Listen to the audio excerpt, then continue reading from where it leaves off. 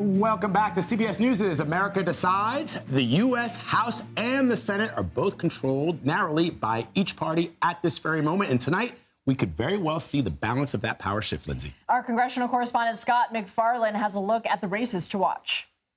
Sometimes we like to binge watch things. We don't like cliffhangers. This is not going to be one of those nights. There's going to be cliffhangers, not just for control of the U.S. Senate, but almost certainly for control of the U.S. House. Let's start off with the Senate. Democrats will begin this evening already painted into a corner with very little margin for error. Here's who's staying in the U.S. Senate no matter what happens tonight. Two-thirds of the Senate is not up for election, but you can see how Democrats have far more to protect than Republicans do of those white seats behind me. And they're going to begin with a challenge. One of the first states to have their polls close is West Virginia, where the Democrat is retiring. Joe Manchin will no longer be a senator after this year. And the challengers include the Republican governor, Jim Justice, and the Democrat, Glenn Elliott. Republicans are especially bullish about their prospects of taking this seat, having a two-term popular governor as their nominee. Attention will then shift to Ohio, just to the west, where third-term Democratic incumbent Sherrod Brown is trying to win a fourth term against a Republican challenger endorsed by Donald Trump in a state won in 2020 and 2016 by Donald Trump. The challenger is Bernie Moreno. Sherrod Brown has withstood challenges before, but he's never been on the ballot when Donald Trump is too. That's the case tonight. To the north of West Virginia, another challenge for Democrats. Bob Casey is another one of those third-term incumbents trying to win a fourth term, but for the first time having to do it with Trump on the ballot as well. Bob Casey, son of the former governor, trying to top Dave McCormick, the Republican nominee this year, endorsed by Trump, has raised tens of millions of dollars. McCormick lost a primary for the nomination in 2022, but he won it this year.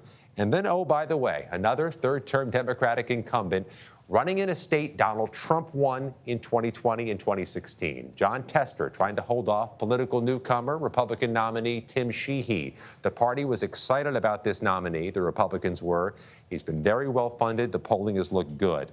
So that's the Democrats' issue. Republicans have an issue in the U.S. House, where they begin the evening in something of a corner.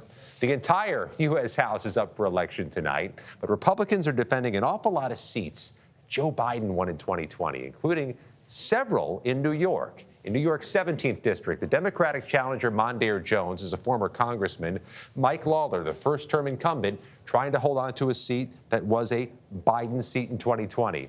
Same is true in the New York 19th. A Biden seat in 2020, a first-term Republican trying to hold on to it.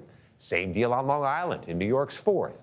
A first-term Republican trying to hold on to a seat Joe Biden won in 2020.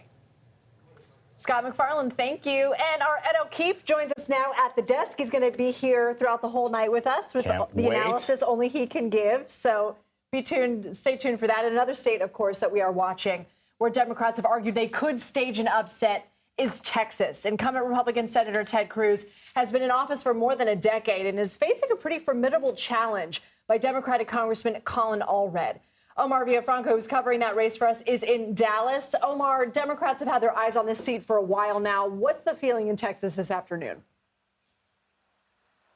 Well, the Democrats are watching this. They're optimistic, but nobody's flat out saying that they have this won. Now, Ted Cruz is seeking a third term here, but Democrats are hoping that Colin Allred can close that gap and possibly upset this race. Now, keep in mind, if that happens, if Colin Allred beats Ted Cruz, not only does that have implications for Texas, that will have national implications as well. So a lot of eyes will be on this race. All right, Omar Villafranca in Dallas for us. Omar, thank you very much.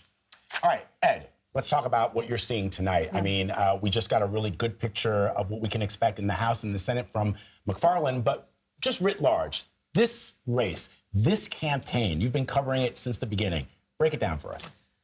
I mean, tonight is the resolution, or tonight in the next few days, certainly the resolution of one of the most acrimonious I think the country's ever had, certainly in modern history. I think we're going to see some surprises, whether it's at the presidential level or congressional level, we'll wait and see. But given how tumultuous this whole year has been, something that's supposed to be up is probably going to be down, something that's supposed to be down is probably going to be up.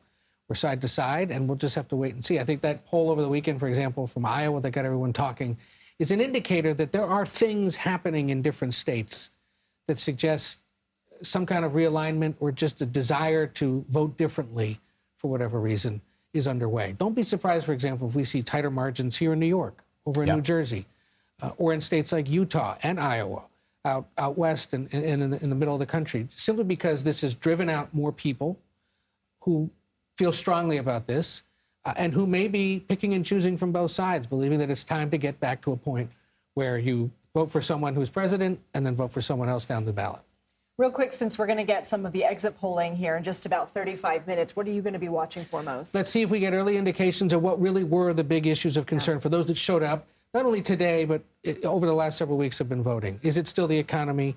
Do we see signs that something like abortion rights or the future of democracy also broke through? If it does, that's encouraging news for Democrats. Yeah, it seems, though, as if that has been the theme throughout this campaign, right? Immigration, the economy, and gender rights. Those are the three issues that everybody's talking about. So we'll see if it bears out in exit polling. All right, Ed O'Keefe, great to have you here at the desk.